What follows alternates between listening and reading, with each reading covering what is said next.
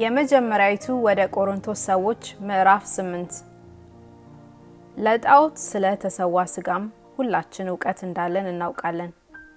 ዕውቀት ያስታብያል፣ ፍቅር ግን ያንጻል። ማንም አንዳች የሚያውቅ ቢመስለው ሊያውቅ እንደሚገባው ገና አላወቀም። ማንም ግን እግዚአብሔርን ቢወድ እርሱ በእርሱ ዘንድ የታወቀ ነው። እንግዲህ ለጣዖት የተሰዋውን ስጋ ስለመብላት ጣዖት ሁሉ በዓለም ከንቱ እንደሆነ ከአንዱም በቀር ማንም አምላክ እንደሌለ እናውቃለን። መቼም ብዙ አማልክትና ብዙ ጌቶች አሉ። ነገር ግን በሰማይ ሆነ በምድርም ሆነ አማልክት የተባሉ ምንም ቢኖሩ ለእኛስ ነገር ሁሉ ከእርሱ የሆነ እኛም ለእርሱ የሆንን አንድ አምላክ አብ አለን።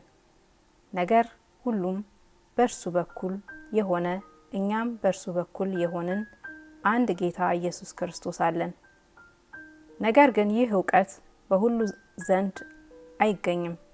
አንዳንዶች ግን ጣዖትን እስካሁን ድረስ ስላለመዱ ለጣዖት የተሰዋ ነው ብለው ይበላሉና ሕሊናቸው ደካማ ስለሆነ ይረክሳል። መብል ግን ወደ እግዚአብሔር አያቀርበንም። ባንበላም ምንም አይጎድልብንም፣ ብንበላም ምንም አያተርፈንም። ዳሩ ግን ይህ መብታችሁ ለደካሞች እንቅፋት እንዳይሆንባችሁ ተጠንቀቁ።